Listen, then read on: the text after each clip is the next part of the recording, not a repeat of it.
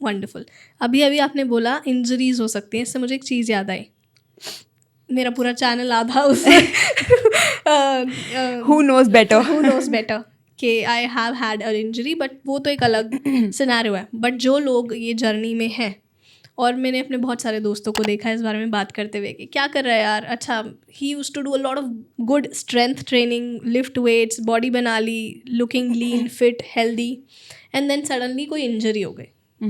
And then जब injury हो जाती है तो नंबर 1 डर बैठ जाता है, नंबर 2 सच में इंजरी की वजह से प्रोलॉन्ग हो जाती है चीज़ें, बड़ी बन जाती हैं चीज़ें, और फिर आप वो एक्टिविटी दोबारा नहीं कर पाते जो आप पहले करते थे। तो ऐसे सिचुएशंस में जब आपको इंजरी हो जाती है या फिर फ्रीक्वेंटली किसी को ज़्यादा इंजरी होती है, तो वो नंबर 1 इंजरी से कैसे बचे, नंबर 2 जब इंजरी हो जाती है तो उसके बाद की क्या साइकोलॉजी है, how do you come back. I mean ये तो ह्यूमन साइकोलॉजी है कि आपका एक्सीडेंट हो गया तो फिर आप वापस गाड़ी उठाने से डरते हो, आपका इस जगह पे एक्सीडेंट हो गया तो आप उस जगह को भी वो मेमोरी अटैच कर देते हो कि नहीं यहाँ पे मेरा एक्सीडेंट हुआ था, इस जगह से नहीं जाना है ना। तो वो एक मेमोरी, आप उस जगह को वो पावर दे देते हो कि वो आपको ज़िंदगी भर हॉन्ट करे। मेरी ये साइकोलॉजी रहती है कि मैं जानबूझ के उस जगह पे जाऊंगी जहाँ पे मेरे साथ कुछ बुरा हुआ था, ताकि मैं उसको वो बताऊं कि I know longer give you that power कि तू मुझे हॉन्ट करे। अगर आज मेरा स्कूटी से एक्सीडेंट हो गया है तो आई ऐसा नहीं है कि मैं उससे डर बैठा लूँगी अपने मन में कि अब मैं वापस स्कूटी नहीं चलाऊँगी या मैं वापस कार नहीं चलाऊँगी। ये मेरी साइकोलॉजी रहती है आई थिंक। बट जब इंजरी हो गई है और आपसे वापस नहीं जाया जा रहा, तो आप क्या कर सकते हो और इंजरी को प्रिवेंट कैसे कर सकते हो? सी, इंजरीज आर इनएविटेबल, राइट? होती हैं, शायद आगे होंगी भी। सबके लाइफ में कुछ ना कुछ ऐसा लो सिनेरियोज, ऐसे लो फेजेस आते रहते हैं, ठीक है। अब जैसे हमने छोटे होते हैं ना, बहुत सुना होगा गिर गिर के बड़े होते हैं, या हम एड्स में आज भी सुनते हैं डर के आगे जीत है। तो एक्चुअल में दीज आर ट्रू। और ये हमारे पेरेंट्स हमें इसीलिए नहीं बोलते थे कि हम एक्चुअल में 1 इंच 2 इंच या 1 फीट बड़े हो जाते थे। They just tell us these thing, they just narrate us these phrases to keep our mind set strong, कि आप इंजरीज से डरो नहीं, हो रही हैं, it's okay, get along with it, grow with it and move. Conditioning ऐसी कर रहे थे, right? Everything comes to conditioning. Same अगर आप वर्कआउट की बात करो तो वर्कआउट के अंदर जब आप एक न्यू कमर को ट्रेन करने लगते हो, या आप खुद एज अ न्यू कमर एक ट्रेनिंग के लिए जाते हो, I do not suggest either to my clients और एनी न्यू कमर कि तुम आते ही बहुत कुछ करने लग जाओ। No, you start with the conditioning.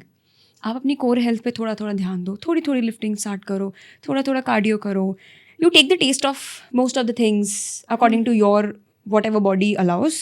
आपकी जिस तरीके से आपकी बॉडी और आपका ट्रेनर आपको कराता है, आपके रूटीन सेट करता है, राइट? तो वो कंडीशनिंग इतनी अच्छी हो जाती है एक टाइम पे जाके कि जब आपकी इंजरी होती भी है ना, तो वो ज़्यादा देर तक आपको तंग नहीं करती। They don't bother you as much. जो लोग एक्सरसाइज कर रहे होते हैं वो लोग, राइट?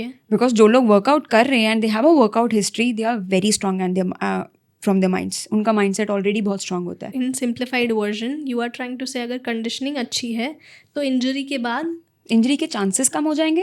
अगर होती भी है तो वापस आ जाओगे, बहुत जल्दी वापस आ जाओगे, रिकवर कर जाओगे। And by conditioning you mean mindset, not only mindset but also your muscle conditioning, right? जो आपने मसल को सिखाया, आपने अपनी बॉडी को यूज टू करवाया उस चीज़ के।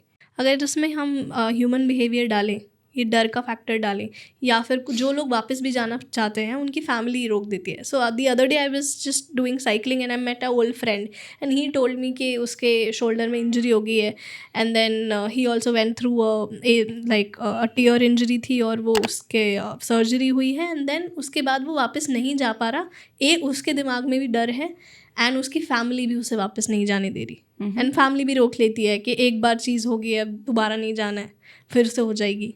तो इसको कैसे रोक सकते हैं? Is this a doable thing? Is this a practical thing? जो किसी फ्रैक्चर से गुजरा है, जिसने फेस किया है वैसा कुछ, या किसी टीयर से गुजरा है जिसने मसल टीयर्स फ्रैक्चर्स फेस करे हैं, उनको ये सब पता होगा कि after a point of time आपको रिकवरी के लिए फिजियोथेरेपिस्ट के पास भेजा जाता है। अग्रीड? या अब फिजियोथेरेपी जो चीज़ें आपको कराता है ना, वही चीज़ें आपको जिम में भी कराई जाएंगी as a conditioning before you start with any type of workout. ठीक है, movement is important. Movement is the priority. नहीं तो फिर I have seen people ending up with frozen shoulders. जैसे आपने अभी अपने फ्रेंड का एग्जांपल दिया, अगर वो सेम, हमारा एक शोल्डर सॉकेट है जो मोस्टली हर एक डायरेक्शन में मूव कर सकता है, राइट? अगर उन्होंने वैसी मूवमेंट्स नहीं करी सो रेस्ट्रिक्शंस आ सकती हैं. और अगर हम वापस एक्सरसाइज पे जाते हैं, वापस से स्टार्ट करते हैं, what is the best way या not to enjoy yourself? Again remember the all in mentality, उसको थोड़ा सा साइड पे रख के जाना है. ठीक है, just do whatever your body allows, or if you can just hire a trainer, please go ahead. Trainer will help you through the track. Trainer actual में क्या करते हैं, आपका एक ट्रैक नेविगेट कर देंगे कि अगर आपको यहाँ दिक्कत आने वाली है आपकी इंजरी की वजह से, किसी भी चीज़ वजह से आपको रोड ब्लॉक आने वाला है, तो वो आपको एक ट्रैक बिछा के दे देगा उनके रूटीन्स के ज़रिए, उनके स्केड्यूल्स के ज़रिए. सो बेनिफिट वहाँ से आपको मिल जाएगा कि थोड़ा सा एक आप फ्री होके जाओगे, डरोगे नहीं, right? Because trust is everything. एक लीप ऑफ फेथ आपको देना पड़ेगा अपनी बॉडी को नंबर 1, मूवमेंट को नंबर 2 एंड ट्रेनर्स को नंबर 3. हाँ, ऑन दैट नोट ट्रेनर की बात की आपने. Thank you so much for watching this till the end. ऐसे ही और इंसाइटफुल कॉन्वर्सेशंस, क्लिप्स और शॉर्ट्स देखने के लिए इस चैनल को सब्सक्राइब करो.